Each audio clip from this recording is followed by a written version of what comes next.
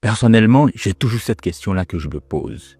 Si aujourd'hui ou demain, les Occidentaux, donc l'Europe par exemple, l'Amérique aussi, l'Asie, ces trois continents décident d'envahir l'Afrique, ou pour réduire l'impact, décident d'envahir la Côte d'Ivoire, quelle sera la réaction des Ivoiriens? Quelle sera la réaction des Africains? Est-ce qu'on pourra empêcher cet envahissement? Et pour pas que ce soit trop grandiose, parlons seulement de l'Europe. Si l'Europe décide par exemple de réinstaller l'esclavage, est-ce que nous, Africains, dépendants de nous-mêmes, sans compter sur les autres, est-ce que nous serons à même d'empêcher cela? Voici une question très importante que je me pose aujourd'hui. Aujourd'hui, on ne va pas faire de vidéo de décryptage, mais c'est une vidéo où on se posera une question pour mener une réflexion extrêmement importante sur notre pays, la Côte d'Ivoire, en l'occurrence, et dans un cas général particulier, celui du continent africain.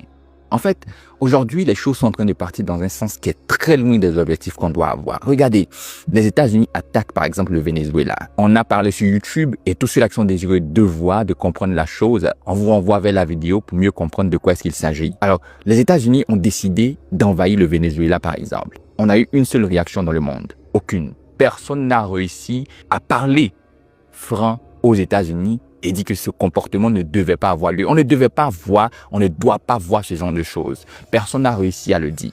Mais ça, c'est juste un petit détail. Prenons aussi un autre cas, celui de la Chine, qui est désireuse d'envahir ou de récupérer, selon la position qu'on aura, Taïwan. Si demain, la Chine décide de le faire, est-ce que nous, Africains, on sera capable de parler? Si par exemple, la Russie décide officiellement d'anéantir totalement l'Ukraine, qui pourra parler? Qu'est-ce qui pourra se passer du côté des Africains? Est-ce qu'on a même un mot à dire? Lorsqu'on réunit tous les continents du monde, quel est le poids réel de l'Afrique aujourd'hui? On remarque qu'en termes de développement, l'Afrique est loin d'être dernière. L'Afrique n'est même pas dernière. L'Afrique n'est même pas dans le classement. Parce que l'Afrique aujourd'hui, faut être réel, ne compte même pas comparé aux autres pays du monde. Si vous voyagez aujourd'hui, vous arrivez dans les pays européens, vous arrivez aux États-Unis, vous verrez le traitement qu'on réserve aux Africains. La discrimination existe encore. C'est vrai, elle n'est plus sous la forme qu'on a connue autrefois, mais elle existe encore. Lorsque vous êtes Africain, vous arrivez chez eux, on vous regarde avec un regard. Qu'est-ce qu'il vient faire chez nous?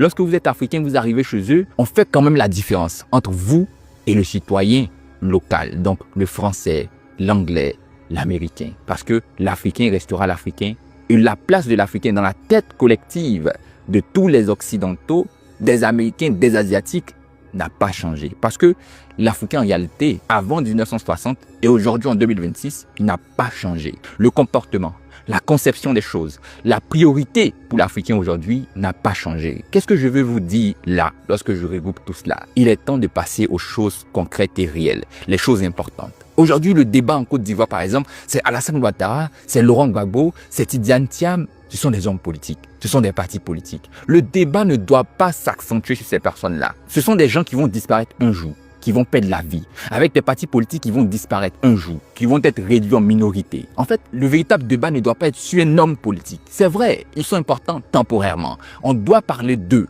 mais on ne doit pas les sacraliser à telle enseigne qu'ils soient le sujet principal de nos débats. Aujourd'hui, le véritable enjeu face auquel nous sommes confrontés, c'est comment est-ce qu'on va faire pour qu'on ait par exemple plusieurs moyens de transport. C'est comment est-ce qu'on va faire pour que, au-delà de la SOTRA, on ait la libéralisation du secteur. C'est comment est-ce qu'on va faire pour que aujourd'hui le citoyen ivoirien qui vit dans le bas-fond le plus reculé d'un village, ne même pas dire d'un campement, puisse lui aussi manger ne serait-ce que 2 fois par jour. C'est comment est-ce qu'on va faire pour que de façon générale, au-delà des chiffres, les Ivoiriens soient à l'aise dans leur pays. Voici les débats qu'il faut mener. Aujourd'hui, on remarque lorsqu'on passe sur les réseaux sociaux qu'il y a des comptes d'activistes, aussi bien pour le RHDP, pour le PPACI, pour le PDCI. Mais en quoi, à quel moment ces activistes-là permettront à la Côte d'Ivoire de, par exemple, s'imposer ou de réussir un jour à tenir tête face aux pays occidentaux? Vous le savez, prenons le cas du Sénégal. On a remarqué le discours qui a été fait par les dirigeants sénégalais. On a remarqué qu'ils étaient désireux de rompre directement, clairement, avec des pays, dont la France surtout. Mais dans les faits aujourd'hui, qu'en est-il? C'est pas que ces présidents ne veulent pas le faire, mais ils ne peuvent pas le faire. Parce qu'à la réalité, ces Français-là nous tiennent, politiquement parlant. Parce qu'à la réalité, on ne pèse rien. Vous savez, il y a 2 choses à faire concrètement. On nous parle de développement, on nous parle d'évolution. À quel moment est-ce qu'on va évoluer lorsqu'on est aujourd'hui dans une posture où on demande toujours? La question même de la demande est minoritaire. Qu'est-ce qui est réellement le problème? C'est que pour pouvoir évoluer aujourd'hui, dans ce monde dans lequel on vit, dans ce 21e siècle, mais surtout à partir de 2026, il n'y aura qu'une seule voie, la force militaire. vous allez le remarquer, l'année 2026 a tellement bien commencé qu'on a tous été témoins de cette réalité, le Venezuela. Aujourd'hui, en 2026, dans ce 21e siècle, le cas était africain généralement et on s'en plaignait. On a eu un cas américain. Aujourd'hui, les États-Unis, sur le continent américain, parce que ceux-ci ont décidé un jour de développer une certaine théorie qu'on appelle Monroe, de l'ancien président américain, le 5e, on va voir aujourd'hui ce pays-là, désireux d'appliquer sa propre théorie, son propre concept, attaquer un autre pays, enlever le président de ce pays et imposer, lancer sa propre vision dans ce pays-là. Donc, on quitte son pays et on décide de prendre un autre pays. On est en 2026. On n'est plus en 1700 ou en 1800. La réalité, elle est simple. Est-ce que les États-Unis auraient pu faire la même chose si on parle par exemple de la Russie, si on parle par exemple de la Corée du Nord, si on parle par exemple de la Corée du Sud, si on parle par exemple du Japon, si on parle par exemple de la Chine? Non. Le motif, il est clair, il est simple. C'est parce que ces pays-là sont puissants militairement. Vous savez, on va parler de la question militaire et certains vont penser que ce n'est pas ça le véritable problème. Pour pouvoir se développer, il faut aussi imposer le respect. Pour pouvoir se développer, il faut d'abord et avant tout baliser un secteur à partir duquel on pourra également s'imposer dans les négociations, dans les discours. Aujourd'hui, la France est désireuse de se réarmer. Et la France se dit faible parce qu'elle est consciente du fait que le véritable poids, la véritable puissance d'un pays, ce n'est pas forcément son économie. L'économie compte, il y est pour beaucoup d'ailleurs, mais ce n'est pas forcément son économie. C'est d'abord et avant tout sa capacité, sa compétence militaire. Lorsqu'on regarde par exemple un pays qui est extrêmement important quand on parle de puissance militaire, la Corée du Nord, on se rend compte que là-bas on n'a pas nécessairement besoin d'avoir un SMIC à 1 milliard de francs CFA, d'avoir un SMIC à 100 millions, mais on se rend compte que ce pays qui a de l'armement qu'il faut pouvoir discuter avec les pays qui ont l'arme nucléaire réussit à se faire respecter. Le président Donald Trump se déplace même pour aller dans ce pays-là, mais on ne verra jamais Donald Trump s'est déplacé pour venir dans un pays africain. Si vous avez déjà vu cet événement, faites-moi signe dans les commentaires parce que ça n'a jamais eu lieu. Vous savez pourquoi? Parce que nous sommes un continent à minimiser. Nous sommes un continent qui ne pèse pas réellement.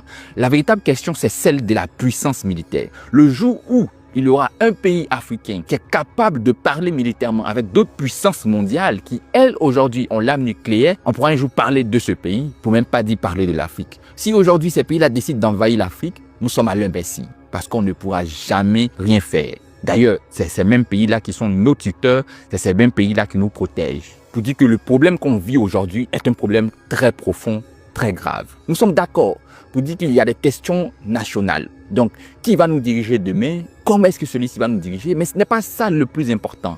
Le plus important aujourd'hui, c'est de réfléchir ensemble. On a plusieurs leaders politiques, mais on a un seul président. Du moment où cette personne a réussi à devenir président, c'est cette personne-là qu'il faut respecter. C'est cette personne-là qu'il faut soutenir. C'est cette personne-là qu'il faut encourager. En attendant que le mandat de la personne en question puisse se terminer et qu'elle puisse libérer la place à un autre président. Une chose aussi qui est très importante, c'est la démocratie dans nos pays. On va en parler dans une autre vidéo. Mais aujourd'hui, cette vidéo-là, nous la sortons pour vous parler d'un fait effectif. Il n'est plus nécessaire de mener le même combat qu'on mène depuis des années, du moins que nos parents ont mené depuis des années. Ce n'est plus contre nous qu'on doit se battre. Ce n'est pas un conflit.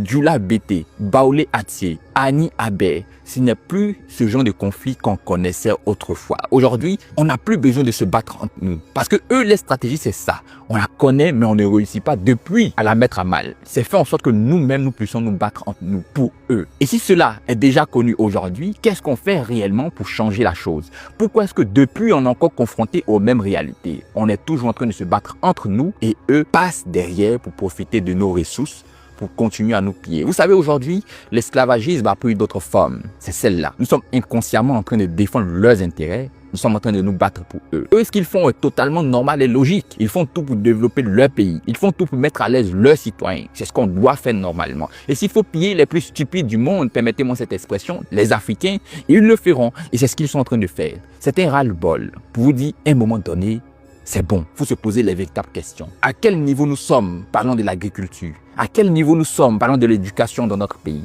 À quel niveau nous sommes, parlons du comportement citoyen? À quel niveau nous sommes, parlons du rapport entre les citoyens et la chose publique? À quel niveau nous sommes lorsqu'on parle de développement? À quel niveau nous sommes surtout si on veut parler de puissance militaire? Ce qui va permettre un jour aux pays africains d'avoir leur indépendance. À quel niveau sommes-nous? Est-ce que nous sommes des pays qui comptent également? Pour ne même pas dire un continent qui compte. Même pour organiser une compétition de football, il y a toujours des débats. À quel niveau nous sommes? Est-ce que nous sommes les plus stupides du monde? Est-ce que c'est nous qui n'avons pas eu la chance. C'est nous qui avons été envoyés sur cette terre par Dieu pour être l'esclave du monde. À quel niveau nous sommes? Qu'est-ce qui se passe réellement? Pourquoi est-ce que depuis on n'arrive pas à changer les choses? Est-ce qu'on est désireux réellement d'avancer, d'être développé? Parce que c'est vrai, on n'aura pas tout ce dont on a besoin aujourd'hui. Mais si dès à présent, on commence à mettre les balises, on commence dès maintenant à se préparer, à se battre pour que demain soit meilleur, ce sont nos enfants, nos petits-enfants qui vont vivre et qui pourront se comparer aux Occidentaux, qui pourront relever la tête de l'Afrique qui aujourd'hui est très basse vis-à-vis des autres pays du monde. Cette vidéo, je la sors pour une prise de conscience générale. J'aimerais vous interpeller sur cette réalité-là. On a longtemps fait les débats d'hommes politiques. On a longtemps fait les débats de partis politiques. Aujourd'hui, il faudrait qu'on passe à autre chose, les gars.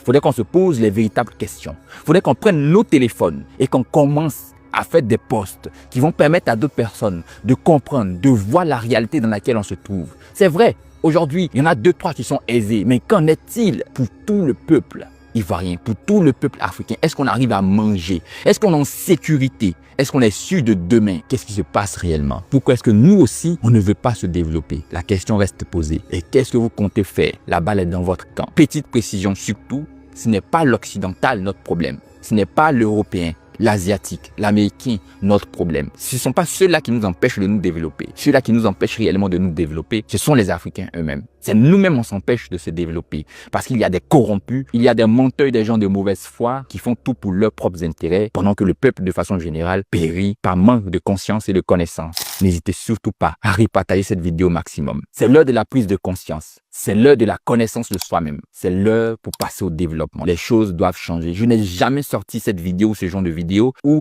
je veux amener une action, à une prise de conscience parce qu'à un moment donné, c'est trop. Et j'ai décidé à partir de cet instant d'envoyer sur les réseaux un bon nombre de vidéos de ce genre.